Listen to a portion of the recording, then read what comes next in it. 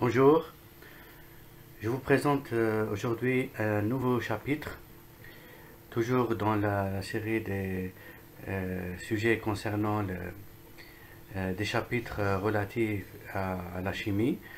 Donc celui-ci concerne les réactions d'oxydoréduction.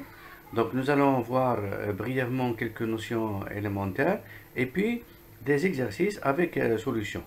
Donc ça va principalement concerner les réactions où il y a des espèces qui perdent des électrons au profit d'autres espèces qui les captent.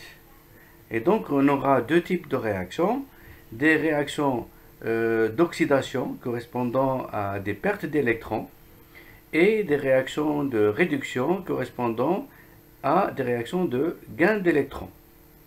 Donc l'oxydant, il fait une réduction et le réducteur, il fait une oxydation. Donc c'est des réactions que on rencontre quotidiennement. Là, par exemple, vous voyez très bien le déroulement avec le temps de l'oxydation naturelle en présence de l'oxygène. Et là, vous pouvez également le constater dans cette canalisation en cuivre. Alors, on commence les exercices. D'abord, les notions de base avant de démarrer. Il faut savoir que la réduction, donc c'est un gain d'électrons par l'oxydant. Il faut bien préciser, par l'oxydant, c'est-à-dire que c'est l'oxydant qui capte les électrons et donc il fait une réduction. Et la perte d'électrons, elle se fait par le réducteur. Donc le réducteur, c'est tout atome qui perd des électrons.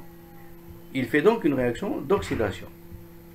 Le nombre d'oxydation, c'est un paramètre souvent donc utilisé, ou bien le degré d'oxydation représente la charge portée par l'atome dans la molécule.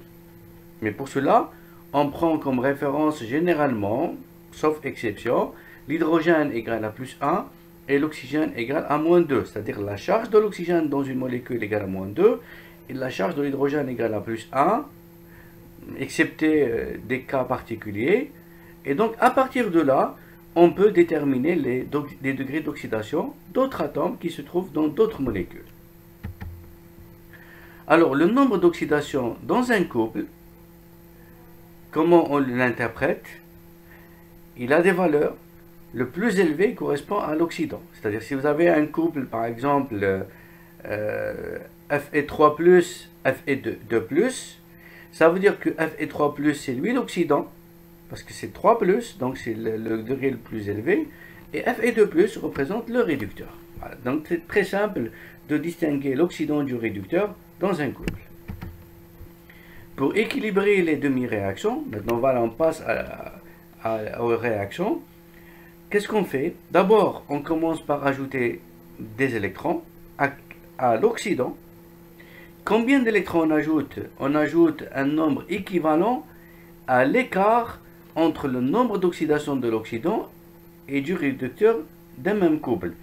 Par exemple, entre Fe3+ et Fe2+, l'écart entre les deux, c'est un électron. Donc il faut ajouter un seul électron. À quel atome il faut l'ajouter?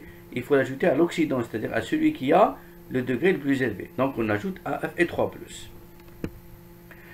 Ensuite, on équilibre la charge. S'il y a un déséquilibre de la charge de part et d'autre de la réaction, on équilibre soit en ajoutant des H+ quand on est en milieu acide, soit en ajoutant des OH- quand on est en milieu basique. Et enfin, on équilibre la masse, c'est-à-dire un excès d'hydrogène ou d'oxygène, par ajout de molécules de H2O. Dans une réaction globale, l'oxydation correspond au couple qui a le potentiel le plus élevé, le plus bas, c'est-à-dire le réducteur le plus fort, et la réduction correspond au couple qui a le potentiel le plus élevé, c'est-à-dire oxydant le plus fort. Voilà, donc là aussi c'est une notion importante, c'est-à-dire que les réactions d'oxydoréduction, comme les couples pour les acides et bases sont caractérisés par des pKa, là les couples oxydants-réducteurs, ils ne sont pas caractérisés par des pKa, ils sont caractérisés par des valeurs de potentiel E0. Chaque couple, il a une valeur de E0. Celui qui a E0 le plus élevé représente représente le réducteur, l'oxydant le plus fort. Celui qui a E0 le plus bas représente le réducteur le plus fort. D'accord, c'est clair? Voilà, donc maintenant on passe à l'enthalpie libre, qu'on appelle aussi l'équation de Gibbs. Alors l'équation de Gibbs va nous permettre évidemment de trouver un certain nombre de paramètres. Par exemple, trouver la constante de l'équilibre, LNK, à partir de l'équation delta G0 est égal à moins n f delta E0, tel que n c'est le nombre d'électrons échangés entre l'oxydant et le réducteur, f c'est la constante de Faraday, c'est-à-dire la charge d'une mole d'électrons, f est égal à 96 500 coulombs, f est égal à 96 500 coulombs. Vous pouvez la retrouver en multipliant la charge de l'électron, c'est-à-dire 1,6 10 puissance moins 19, multiplié par le nombre d'Avogadro, 6,023 10 puissance 23. Vous allez trouver sa valeur. Delta E0 représente l'écart entre la valeur du potentiel de l'oxydant moins celle du réducteur. Donc toujours delta E0 doit être positif, c'est-à-dire la valeur la plus élevée moins la valeur la plus basse. Toujours comme ça. Afin de trouver delta G0 négatif. Puisque pour la réaction spontanée, rappelez-vous, delta G0 doit être négatif. L'équation de Nernst aussi, c'est une équation qu'on va utiliser pour faire des calculs. Comment elle se calcule? Elle permet de trouver E à partir de E0, à partir du potentiel standard. Quelle est la relation entre E et E0? Il faut ajouter à E0, pour trouver E, il faut ajouter 0,06 sur n, toujours n nombre d'électrons, logarithme décimal, concentration de l'oxydant sur concentration du réducteur. Donc c'est très facile. Si on a les valeurs des concentrations, nous pouvons facilement, connaissant le nombre d'électrons échangés, on peut facilement déterminer E à partir de E0. Maintenant, si dans la réaction, dans les demi-réactions, il reste des H+, ou bien il reste des OH-, on peut parler de potentiel standard apparent. Apparent, et on l'appelle E0'. E0', ça va être E0, mais ça va être écrit en fonction du pH. C'est très facile, c'est-à-dire s'il y a des H+, vous allez les faire sortir du logarithme et les intégrer avec E0. Et la somme E0 plus l'expression du pH, vous allez l'appeler potentiel standard apparent. Enfin, qu'est-ce que ça veut dire la force électromotrice? Elle représente l'écart des valeurs de E, et non pas de E0, c'est-à-dire E calculé à partir de l'équation de Nernst, la réduction moins l'oxydation. C'est-à-dire quoi? C'est-à-dire l'oxydant moins le réducteur. Le plus élevé moins le plus bas. Voilà les notions de base, brièvement, je vous ai donné, et ça vous suffira pour résoudre tous les exercices que vous allez voir. Alors, commençons par le premier exercice. Il est demandé de déterminer le nombre d'oxydation des atomes soulignés. Alors, pour rappel, sachant que le nombre d'oxydation de l'oxygène est égal à moins 2, celui de l'hydrogène est égal à plus 1, sauf exception, bien sûr. Là, on a la somme des nombres d'oxydation doit être égale à la charge de la molécule. Voilà avec ça qu'il faut essayer de calculer, faire des déterminations du nombre d'oxydation. Sachant que la somme des nombres d'oxydation de chaque atome dans la molécule, vous les additionnez, doivent être égales à la charge de la molécule. Par exemple, on obtient pour HNO3, regardez HNO3, l'azote est souligné, donc on veut déterminer le nombre d'oxydation de l'azote. On connaît celui de l'hydrogène, égal plus 1, celui de l'oxygène. Qu'est-ce qu'on fait? On fait la somme de tous les nombres d'oxydation, un par un, ils doivent être égaux à la charge de la molécule.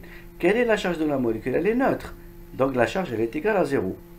Comment j'ai fait? Donc plus 1 pour l'hydrogène, comme je vous ai dit tout à l'heure, l'hydrogène plus 1, plus X, donc inconnu pour l'azote pour le moment, on l'appelle X, plus 3 fois l'oxygène, c'est 3 fois moins 2. Regardez, il y a 3 atomes d'oxygène et chaque oxygène c'est moins 2, comme je vous l'ai dit plus haut. La somme elle est égale à 0. Pourquoi 0? Parce que la molécule elle est neutre. Donc à partir de là, vous tirez X et vous trouvez X égale à plus 5. Voilà, tout simplement, le nombre d'oxydation de l'azote. Si ce n'est pas clair, je vous donne un autre exemple. Pour la molécule S2O8-, on veut déterminer le nombre d'oxydation du soufre. Alors, pour le soufre, on a deux atomes de soufre, chacun on l'appelle X, inconnu, donc 2X, plus il y a 8 atomes d'oxygène, chaque atome d'oxygène c'est moins 2, mais cette fois-ci ce n'est pas égal à 0, c'est égal à moins 2. Pourquoi moins 2? C'est la charge de la molécule qui est égale à moins 2. Donc on a tout, l'inconnu c'est X, on le tire d'ici, on trouve X est égal à plus 7. Je vous donne un autre exemple.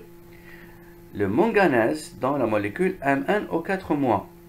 Le manganèse est souligné, donc pour nous est inconnu. On l'appelle X. On lui rajoute plus 4 fois l'oxygène qui est moins 2, égale donc à la charge de la molécule moins 1. On trouve X aussi égal à plus 7. Le phosphore dans PO3 3-, de la même manière, le phosphore X plus 3 atomes d'oxygène multipliés chacun par moins 2 égale à la charge de la molécule moins 3. On trouve X, le nombre d'oxydation du phosphore, égal à plus 3. Enfin, je vous donne un dernier exemple quand même. Le cuivre dans la molécule CuOH+. Le cuivre est inconnu, on l'appelle X, plus la charge de l'oxygène c'est moins 2, plus la charge de l'hydrogène c'est plus 1, et le tout est égal à la charge de la molécule qui est plus 1. Donc on trouve la charge ou le nombre d'oxydation du cuivre égal à plus 2. Voilà, donc c'est important de trouver le nombre d'oxydation. Vous allez le voir, ça vous permettra dans un couple de connaître l'oxydant et le réducteur. On passe au deuxième exercice. Équilibrer les réactions suivantes en identifiant les demi-réactions. Voilà, toujours comme ça d'ailleurs, si on veut équilibrer une réaction, nous devons d'abord commencer par équilibrer les demi-réactions. Alors, prenons cet exemple. Voilà une réaction globale en fautérisation du fer 3+, plus le fer dans le fer 2+. Dans cette réaction globale, il y a deux réactions qu'il faut équilibrer. Il y a certainement une demi-réaction d'oxydation et une demi-réaction de réduction. Comment le savoir? C'est à partir du nombre d'oxydation. On a deux couples.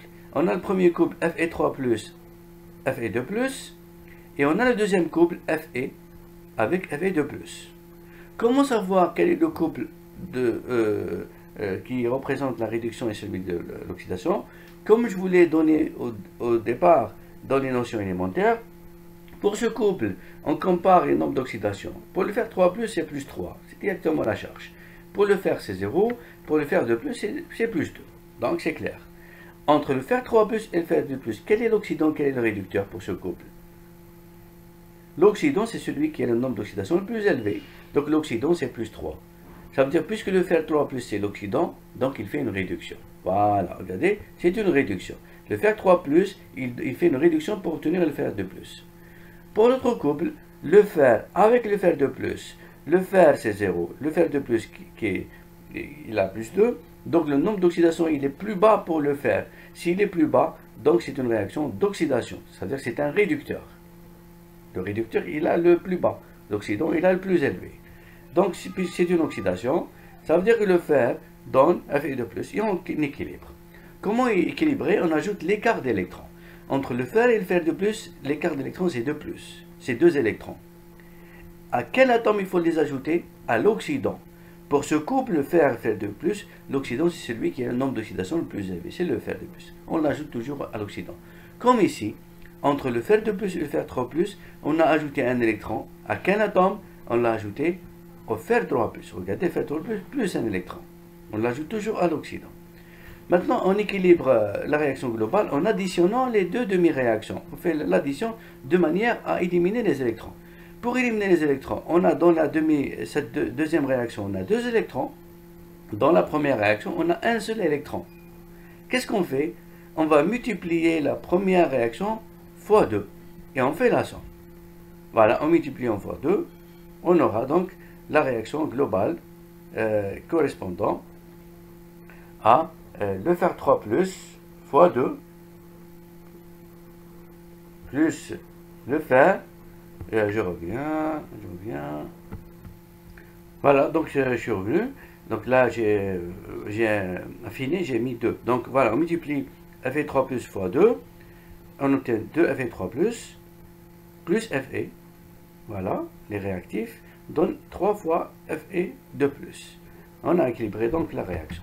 De la même manière, on passe à la deuxième réaction. Regardez, vous avez I- plus S2O8 de moins donne I2 plus SO4 de moins. On commence par déterminer le nombre d'oxydation de chacun, comme tout à l'heure.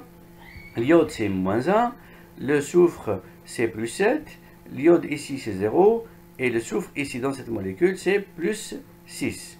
Alors qu'est-ce qu'on fait?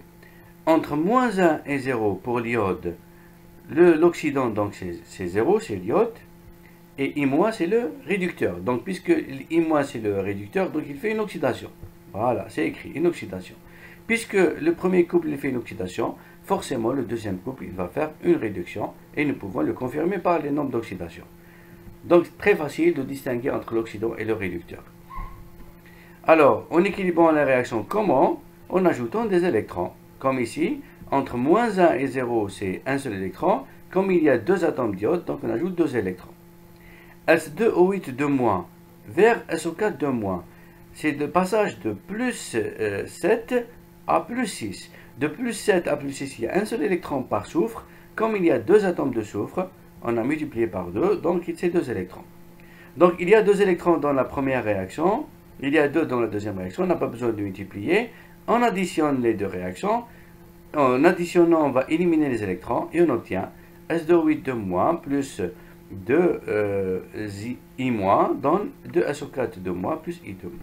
Voilà, c'est tout. Troisième réaction, donc c'est le troisième entraînement pour vous. Voilà une réaction globale à équilibrer en milieu acide. Vous avez Cr2O7 de moins plus C2O4 de moins donne Cr3 plus CO3 de moins. Toujours pour nous, il faut chercher quel est l'oxydant, quel est le réducteur. Alors, on examine. D'abord le chrome. Le chrome, il passe de plus 7 à plus 3. Plus 7 à plus 3, c'est-à-dire l'oxydant, c'est lui qui a le plus élevé. C'est plus 7. Donc Cr2O7 de moins, c'est l'oxydant, donc il fait une réduction.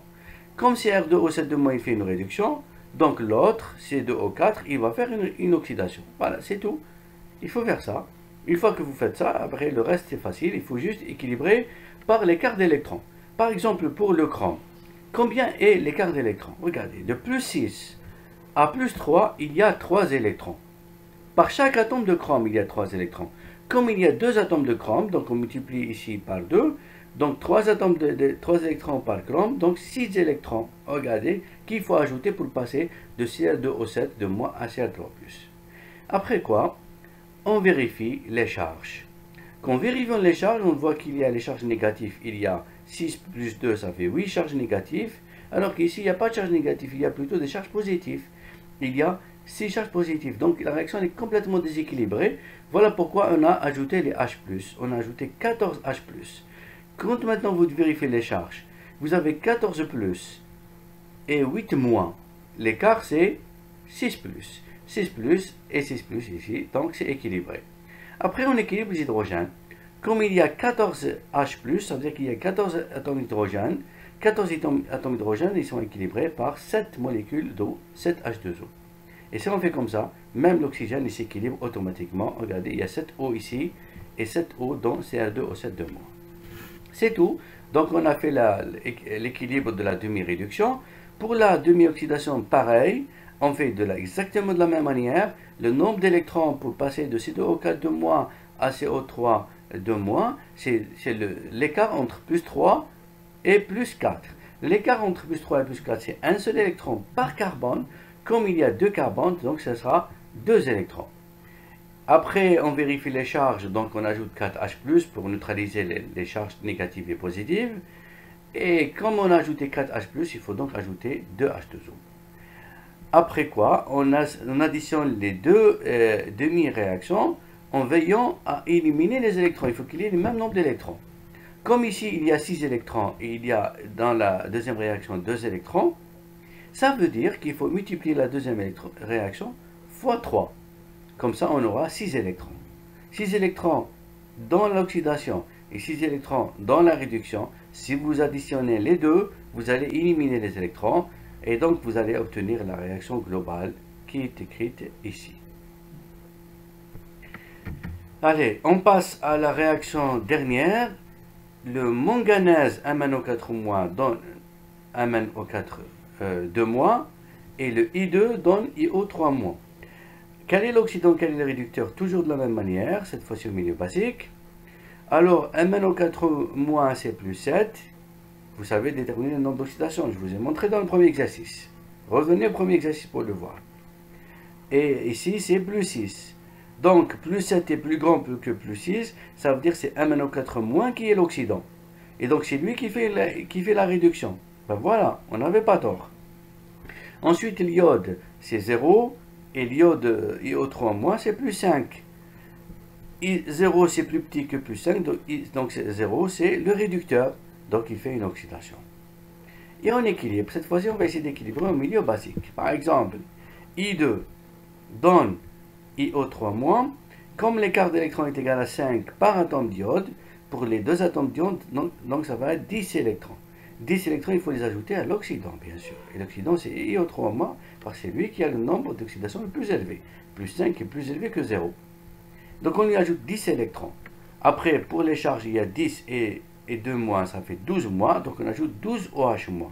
Comme ça, on aura les mêmes charges négatives de part et d'autre. Comme on a ajouté 12 OH-, donc on a ajouté 12 hydrogènes, ça veut dire qu'on ajoute ici 6 H2O pour équilibrer les hydrogènes et automatiquement les oxygènes seront équilibrés. On a fait la même chose pour MnO4-. Après, il faut multiplier la réaction première fois 10 pour avoir 10 électrons comme la deuxième réaction et on additionne et on trouve à la fin la réaction globale. Voilà, donc toujours la même technique, la même méthode. C'est d'abord, le plus important, c'est de savoir déterminer le nombre d'oxydation et à partir de là, déduire l'oxydation et la réduction. Allez, le troisième exercice. Celui-là, cette fois-ci, il va concerner la notion des potentiels standards. Regardez, E0. C'est exactement le même principe comme les pKa dans les acides et les bases. Là, l'indicateur de la force du couple, c'est le E0. Lorsque E0 est grand, plus E0 est grand, plus l'oxydant est fort. C'est-à-dire c'est une réduction. Et plus E0 est faible, c'est une réaction d'oxydation, c'est-à-dire c'est un réducteur plus fort. Donc le réducteur le plus fort, il a le potentiel le plus bas, et l'oxydant le plus fort, c'est celui qui a le potentiel le plus élevé. Voilà, donc on nous demande ici, quoi? On nous demande d'indiquer sans équilibrer les différentes combinaisons de réactions possibles. Comment vous combinez les réactions? Vous combinez toujours l'oxydant, il réagit avec le réducteur. Regardez comment ils sont donnés. Ils sont donnés oxydant, réducteur, oxydant, réducteur, oxydant, réducteur, oxydant, réducteur. C'est-à-dire vous n'avez pas le droit de faire réagir l'oxydant avec l'oxydant. C'est interdit de réagir H+ avec Cl2, ou bien Cl2 avec NO3-, parce que tous les deux sont des oxydants. C'est interdit de faire réagir NO qui est réducteur avec Zn qui est réducteur. Non, il faut faire réagir l'oxydant avec le réducteur. Et l'oxydant doit avoir un potentiel plus élevé que le réducteur. Voilà. Voilà pourquoi vous faites les combinaisons possibles. Quelles sont les combinaisons possibles? L'oxydant, c'est Cl2. C'est le plus élevé ici. De tous les oxydants, c'est le chlore qui est le plus élevé. D'abord, il faut retrouver les oxydants. Les oxydants, il y en a 4. Il y a H+, il y a Cl2, il y a NO3-, et il y a Zn2+. Parmi les 4 oxydants, qui est le plus fort, c'est le Cl2. Pourquoi c'est lui le plus fort? Parce que c'est lui qui a le potentiel le plus élevé, 1,36 volts, plus 1,36 volts. Donc le Cl2, il va réagir avec tous les réducteurs qui sont ici. Lesquels?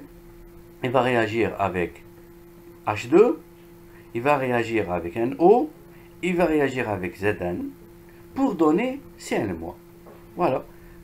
Il réagit avec Zn, il réagit avec H2, il réagit avec NO. Et à chaque fois, il donne Cl- et le correspondant de l'autre couple. C'est clair. Après le plus fort, le deuxième plus fort, après 1,36, quel est le plus élevé? C'est 0,96 volts. C'est NO3-. NO3-, il va réagir avec tous les réducteurs plus bas que lui. Plus bas que 0,96, c'est moins 0,76 et 0. Donc NO3- va réagir avec H2 et va réagir avec Zn. Il va réagir avec les plus petits, avec les valeurs les plus petites. Et on obtient NO3- plus Zn donne NO plus Zn de plus et NO3- plus H2. Enfin, le troisième plus élevé après 1,36 et 0,36, c'est 0. 0, il est plus élevé que moins 0,76. Donc le H+, il ne peut réagir qu'avec le Zn. Il ne peut pas réagir avec les autres. Voilà, avec le Zn.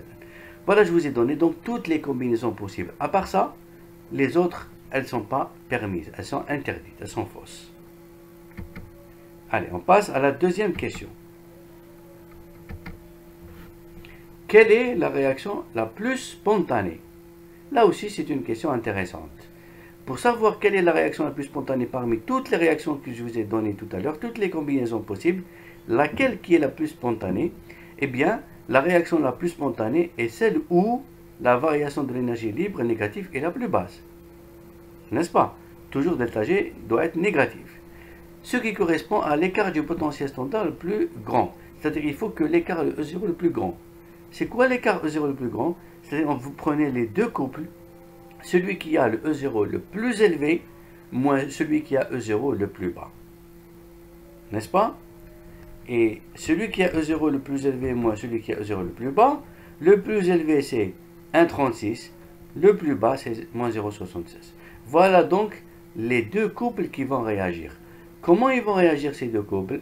L'oxydant CCl2, le plus élevé, réagit avec le réducteur le plus fort, qui est la valeur la plus basse, c'est le Zn. Donc la réaction la plus spontanée de toutes les réactions, c'est entre le potentiel le plus élevé et le potentiel le plus bas.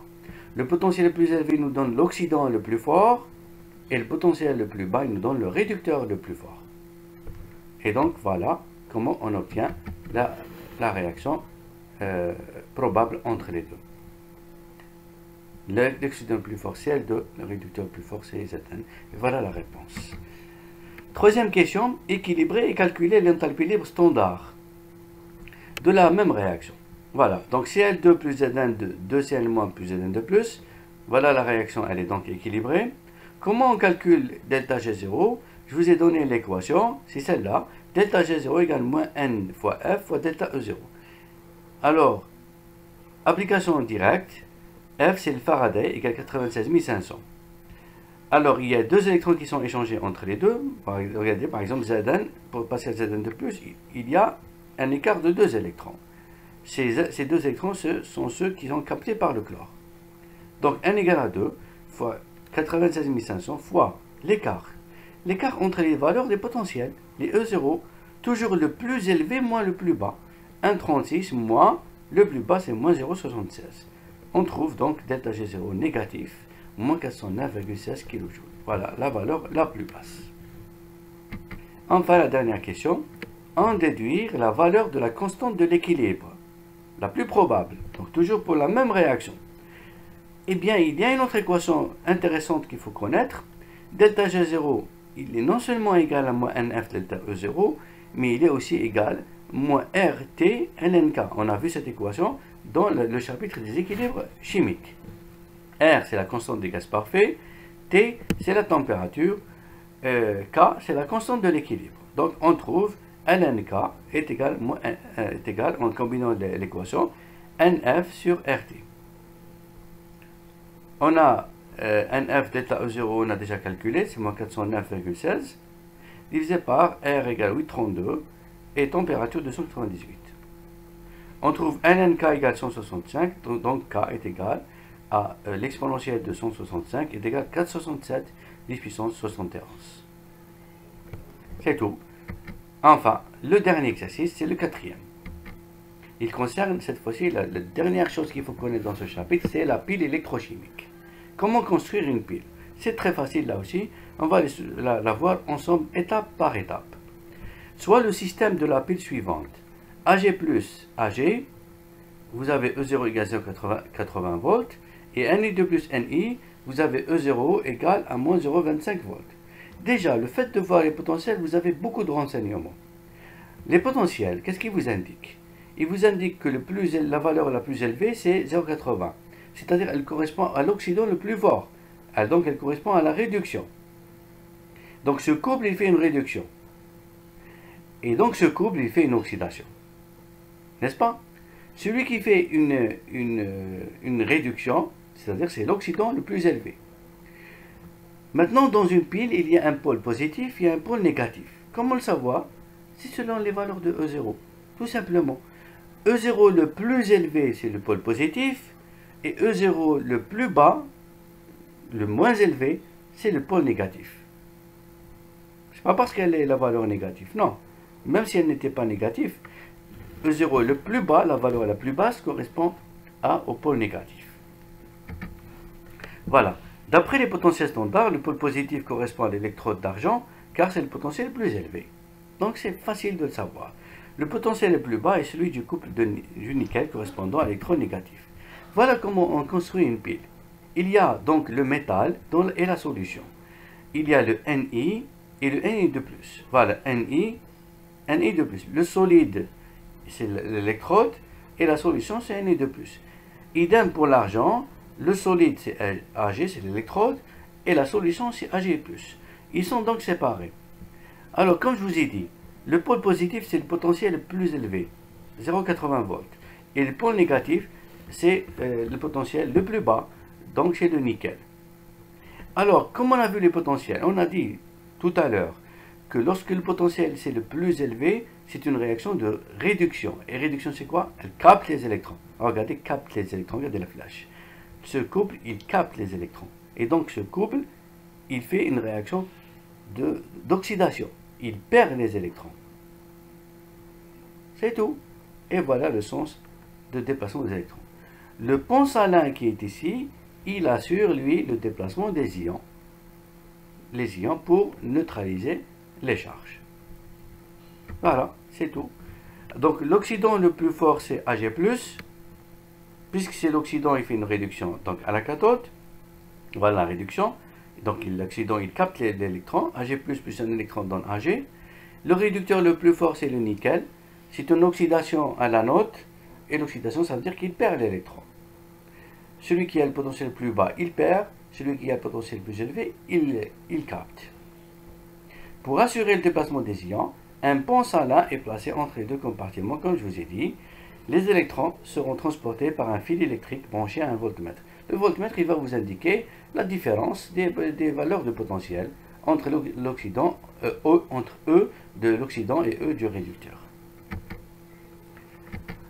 Alors là, ne vous inquiétez pas, c'est vraiment la dernière page. Dans cette page, donc on va déterminer ce qu'on appelle la FEM, qui est la force électromotrice. Alors, la force électromotrice, c'est d'après l'équation de Nernst. La force électromotrice représente delta E. Et delta E, c'est pas delta E0. Delta E, c'est E le plus élevé, c'est-à-dire E la réduction, c'est-à-dire l'oxydant, moins E de l'oxydation. Mais pour calculer E, il faut le faire à partir de l'équation de Nernst. L'équation de Nernst, elle s'applique directement ici. Vous l'avez ici. E est égal à E0. Je vous l'ai donné dans le rappel de tout à l'heure.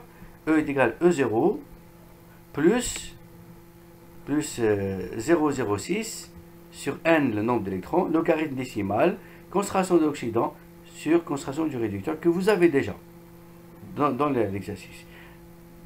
Voilà. Donc la réduction, c'est-à-dire l'argent, potentiel c'est 0,8 plus 0,06 sur 1. 1, c'est le nombre d'électrons de l'argent, parce que Ag+, vers Ag, c'est un seul électron. Logarithme, concentration de Ag+, égale à 0,1. Concentration de Ag égale toujours à 1. C'est un solide, sa concentration égale à 1. Donc on trouve 0,74. Le potentiel de l'oxydation, c'est du nickel.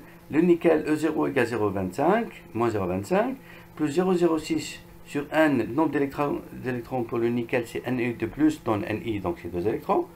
Logarithme, concentration égale à 0,1, elle est donnée dans l'exercice. Alors, les 40, 0,74 et 0,28, ça vous donne une pile et qui a un potentiel de 1,02 volts. Voilà la pile qui est construite à partir des électrodes d'argent et de nickel.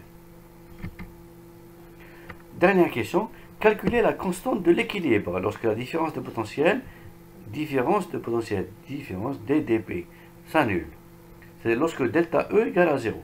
pour que delta E soit égal à 0. C'est-à-dire delta E c'est quoi? C'est E de la réduction moins E de l'oxydation. C'est-à-dire E de la réduction doit être égal à E de l'oxydation.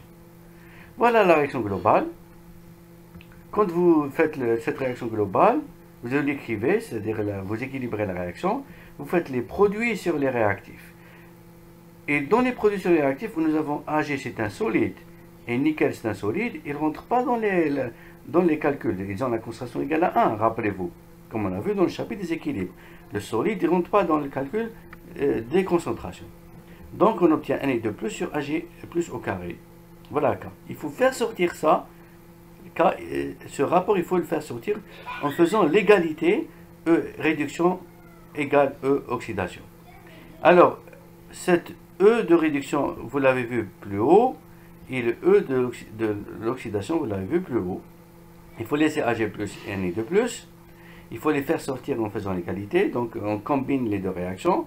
On obtient log Na2+, Ag+, qui vont passer de l'autre côté, représente K.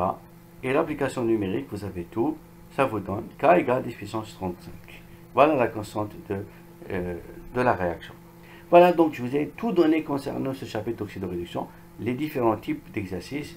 Tout dépend, vous avez vu, des nombres d'oxydation, pour savoir quel est l'oxydant, quel est le réducteur, pour savoir quelle est la réduction et quelle est l'oxydation. Ensuite, les potentiels standards, c'est une indication encore très intéressante pour connaître le plus fort, et donc prévoir la réaction. Et puis les seules équations pour faire les calculs, c'est l'équation de Nernst et l'équation de Gibbs, que vous avez vu, c'est tout ce qu'il y a comme équation. Voilà, je vous remercie. Donc je vous donne rendez-vous une prochaine fois, Inch'Allah.